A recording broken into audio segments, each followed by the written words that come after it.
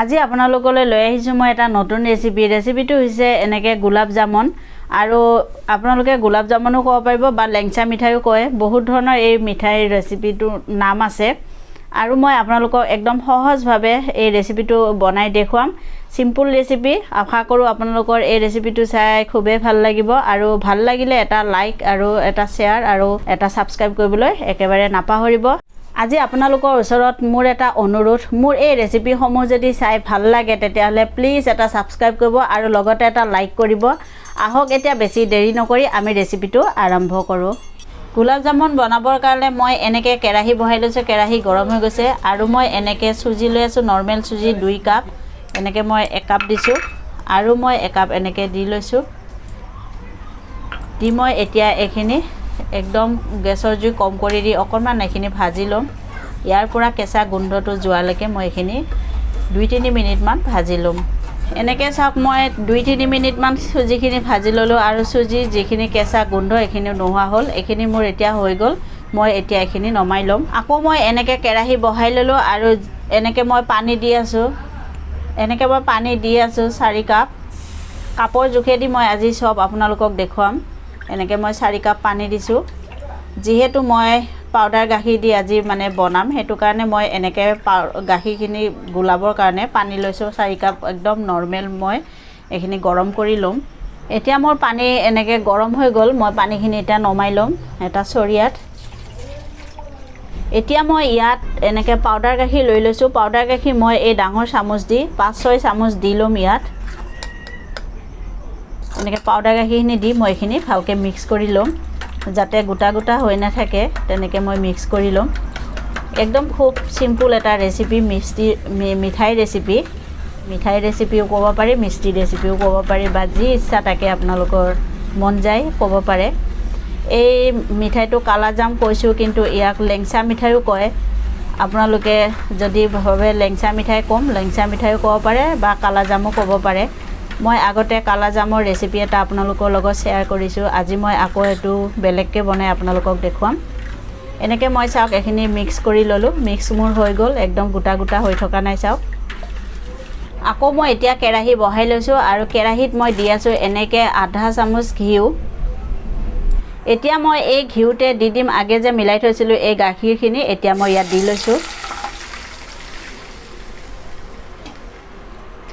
দি মই এইখিনি এতিয়া ধুনীয়াকৈ এইখিনি গৰম কৰি ল'ম।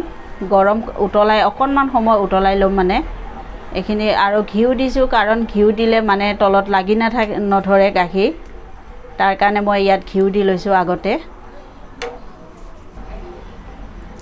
এনেকৈ মই গাখীৰখিনি গৰম কৰি লৈছোঁ চাওক। আৰু আপোনালোকে, মইতো ইয়াত পাউডাৰ গাখীৰ ব্যৱহাৰ কৰিছোঁ, আপোনালোকে কিন্তু ইয়াত লিকুইড গাখীৰো ব্যৱহাৰ কৰিব পাৰিব, নহ'লে গৰু গাখীৰো ইয়াত ব্যৱহাৰ কৰিব পাৰিব। মই আজি আপোনালোকক পাউডাৰ গাখীৰ দি বনাই দেখুৱাম। মই এনেকৈ হালকাভাৱে গাখীৰখিনি গৰম কৰি ল'ম।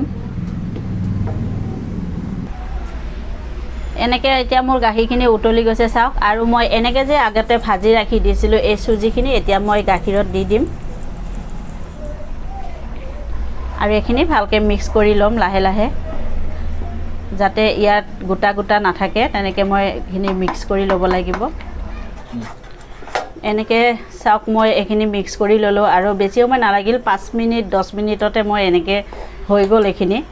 আৰু দেখিছেনে এনেকৈ মোৰ কেৰাহীৰ পৰা এৰাই গৈছে, আৰু ঘিউ দিয়াৰ কাৰণে এনেকৈ লাগি নধৰে, ধুনীয়াকৈ কেৰাহীৰ পৰা এৰাই যাব। এইখিনি মোৰ হৈ গ'ল, আৰু বেছি নাভাজোঁ। মই এতিয়া এইখিনি গেছ বন্ধ কৰি নমাই ল'ম। মই নমাই ল'লোঁ, আৰু এইখিনি মই এতিয়া এনেকৈ অকণমান মেলি দিম, যাতে অকণমান ঠাণ্ডা হয়। এইখিনি ঠাণ্ডা হোৱালৈ মই আপোনালোকৰ চেনি চিৰাখিনি বনাই দেখুৱাম। আকৌ মই এনেকৈ গেছত কেৰাহী বহাই লৈছোঁ, আৰু মই এনেকৈ লৈ আছোঁ চেনি লৈ আছোঁ। মই এনেকৈ আধা বাতি এনেকৈ মই চেনিখিনি দি লৈছোঁ, আৰু আধা বাতি চেনি লৈছোঁ। আৰু মই দি আছোঁ এনেকৈ বাতি দি 1 বাতি পানী, আৰু মই দিম 1 বাতি, মানে টোটেল 2 বাতি মই পানী ইয়াত ব্যৱহাৰ কৰিছোঁ। আৰু এইখিনি গেছৰ জুই বেছিকৈ দি মই চেনি ৰসখিনি কৰি ল'ম। মই এনেকৈ 2টা ইলাচি, মই ইলাচিখিনি মুখখিনি ফালি লৈছোঁ, আৰু দি আছোঁ মই এনেকৈ কেশৰ। আপোনালোকৰ হাতত যদি কেশৰ নাথাকে, কেশৰ নিদিয়াকৈও বনাব পাৰিব, কোনো প্ৰব্লেম নাই। আৰু এইখিনি মই গেছৰ জুই বেছিকৈ দি চেনি ৰসখিনি ধুনীয়াকৈ কৰি ল'ম এনেকৈ মোৰ ৰসখিনি হৈ গ'ল চাওক আৰু কেশৰ দিয়াৰ কাৰণে ধুনীয়া এটা কালাৰ হৈছে সেইকাৰণে মই কেশৰ ব্যৱহাৰ কৰিছোঁ এতিয়া মই গেছৰ জুই বন্ধ কৰি দি মই এইখিনি গৰম হৈ থাকিবৰ কাৰণে এনেকৈ ঢাকনি দি ঢাকি দিম আৰু মই এইখিনি গেছৰ জুই বন্ধ কৰি নমাই থৈ দিম এতিয়া মই এনেকৈ এইখিনি চুজিখিনি লৈ লৈছোঁ চুজি মোৰ ঠাণ্ডা হৈ গৈছে আৰু মই দি আছোঁ এনেকৈ 2 চামুচ পাউডাৰ গাখীৰ আৰু দিছোঁ মই এনেকৈ চেনি 1 চামুচ আৰু দিছোঁ মই এনেকৈ 1 চামুচ ময়দা আৰু দিছোঁ মই এনেকৈ বেকিং পাউডাৰ দি মই এনেকৈ বনাম আজি মিঠাইটো আৰু বেকিং পাউডাৰ বাহিৰে আপোনালোকে ইয়াত খোৱা চৌদা ব্যৱহাৰ নকৰিব দিলেও অকণমান দিব আৰু লৈ আছোঁ মই এনেকৈ এটা কণীৰ এই বগা অংশখিনি মই নিদিওঁ এনেকৈ মই কুহুমখিনি লৈ ল'ম এই কুহুমখিনি মই ইয়াত দিম কুহুম দিলে মানে কি হয় যেতিয়া মিঠাইটো বনাওঁ তেতিয়া তাৰ কালাৰটো ধুনীয়া হয় সেইটো কাৰণে মই কুহুমটো ইয়াত ব্যৱহাৰ কৰিম এতিয়া এইখিনি ভালকৈ মই মিক্স কৰি লওঁ গোটেইখিনি এইখিনি অকণমান গৰম হৈ থাকোঁতে এইখিনি কাম কৰিলে ভাল হয় এইখিনি মই গোটেইখিনি ধুনীয়াকৈ সানি ল'ম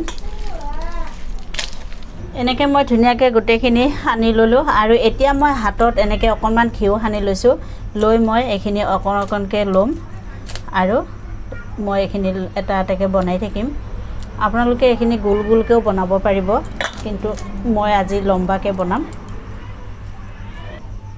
আজি মই এনেকৈ দীঘলকৈ বনাই দেখুৱাম আগতে মই আপোনালোকক গোল গোলকৈ বনাই দেখুৱাইছিলোঁ আজি দীঘলকৈ বনাই দেখুৱাম আৰু মই এনেকৈ এতিয়া এটা থৈ লৈছোঁ আকৌ এটা বনাই আপোনালোকক দেখুৱাম আপোনালোকৰ মন পছন্দ মতে বনাব পাৰিব লম্বাকৈ বনাব পাৰিব বা গোলকৈ বনাব পাৰিব আপোনালোকৰ পছন্দ মতে আপোনালোকে বনাব মই দীঘলকৈ আজি বনাই দেখুৱাই আছোঁ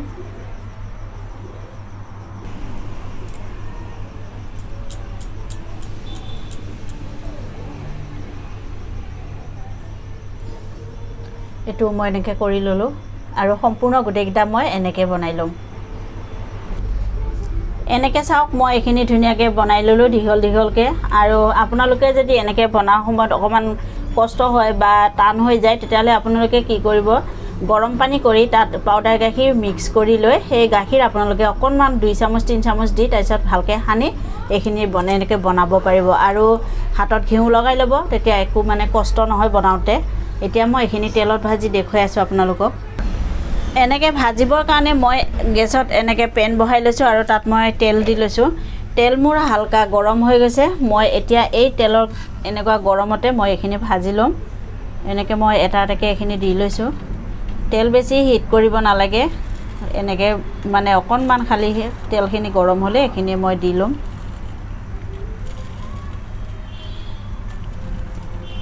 এনেকৈ মই গোটেইকেইটা দি লৈছোঁ চাওক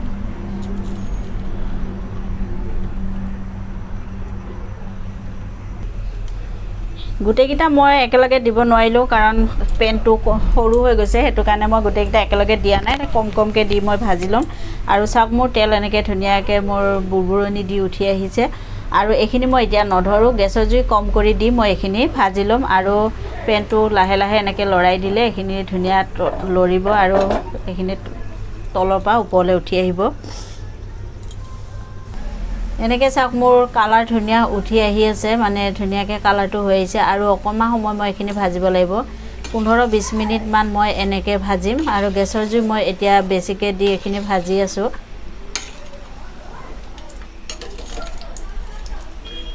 এনেকৈ মোৰ এইখিনি ভজা হৈ গ'ল চাওক কালাৰ ধুনীয়া হৈ আহিছে আৰু এইখিনি মই এতিয়া নমাই দিম আৰু নমাই মই লগে লগে এইখিনি এই চেনি ৰস যে কৰি থৈ দিছিলোঁ তাত মই দি দিম চাওক কি ধুনীয়া এটা কালাৰ হৈছে আৰু মই এইখিনি এতিয়া আগতে চেনি ৰসখিনি কৰি থৈ দিছিলোঁ এইখিনি মই ইয়াত এতিয়া দি দিম চেনি ৰস মোৰ গৰমেই হৈ আছে মই এতিয়া ইয়াত দি লৈছোঁ আৰু গোটেইকেইটা মই ইয়াত এতিয়া দি দিম গৰমে চেনি ৰসত দিলে তেতিয়া ইয়াত ধুনীয়াকৈ চেনি ৰসখিনি সোমায় আৰু তেতিয়া এইখিনি ধুনীয়া ফুলি উঠিব এনেকৈ মই এইখিনি এতিয়া চেনি ৰসত দি ল'লোঁ আৰু আধা ঘণ্টামান মই এইখিনি ঢাকি থৈ দিম আধা ঘণ্টাৰ পিছত যেতিয়া এইখিনি ফুলি উঠিব তাৰপিছত মই আপোনালোকক দেখুৱাম এতিয়া মই এইখিনি ঢাকি ধুনীয়াকৈ থৈ দিম আৰু চেনি ৰস মোৰ ধুনীয়া গৰম হৈ আছে আধা ঘণ্টাৰ পিছত মই আপোনালোকক দেখুৱাই আছোঁ মই এই মিঠাইখিনি চাওক দেখিছে একদম ধুনীয়া ফুলি ফুলি উঠিছে আৰু চেনি ৰস একদম কমি গৈছে এতিয়া মই এনেকে এতিয়া উঠাই লম কাঁহী এখনত চাওক দেখিবলৈ ধুনীয়া হৈছে একদম ডাঙৰ ডাঙৰ হৈছে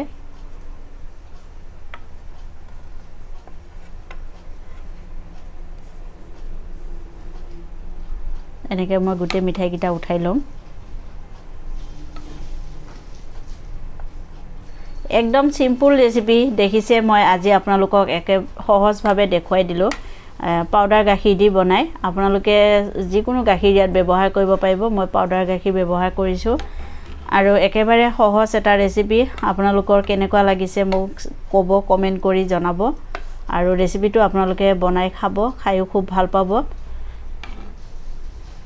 এনেকে মই সম্পূৰ্ণ গোটেইকেইটা এতিয়া উঠাই লম উঠাই সজাই আপোনালোকক মই দেখুৱাই আছো এনেকে মই প্লেটত ধুনিয়াকে সজাই ললো চাওক আৰু দেখিবলৈ ধুনিয়া আছে এতিয়া মই ইয়াৰ ওপৰত দেখিব আৰু ধুনিয়া হোৱাৰ কাৰণে দি আছো এনেকে পেস্তা মই এনেকে ৰুকি লৈছো আপোনালোকে মন কৰিলে দিবও পাৰিব আৰু নিদিলেও হ'ব মই দেখাত ধুনিয়া হ'বৰ কাৰণেহে দিছো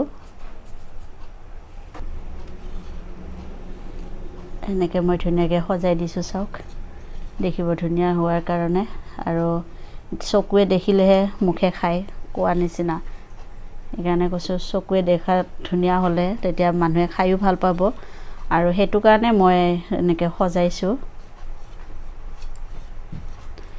আপোনালোকৰ বাৰু কেনেকুৱা লাগিছে মিঠাইটো ভাল লাগিছে নে বাৰু এনেকে মই ধুনিয়াকে সজাই ললো আৰু মোৰ এই ৰেচিপিটো আপোনালোকৰ কেনেকুৱা লাগিছে মোক কমেন্ট কৰি জনাব একদম নাপাহৰিব আৰু মোৰ এই ৰেচিপিটো ভাল লাগিলে আপোনালোকে প্লিজ এটা সাবস্ক্ৰাইব কৰিবলৈ নাপাহৰিব কাৰণ মই বহুত মেহনত কৰি ৰেচিপি বিলাক বনাও আৰু মোৰ এই ৰেচিপি চাই ভাল লাগিলে এটা লাইক কৰিব আৰু মোৰ এই ৰেচিপিটো আপোনালোকে বেছিকে সকলোৰে লগত শেয়াৰ কৰিব আৰু মই নতুন ৰেচিপি লৈ আপোনালোকলৈ ওচৰলৈ আহিম আজিলৈ ইমানতে ধন্যবাদ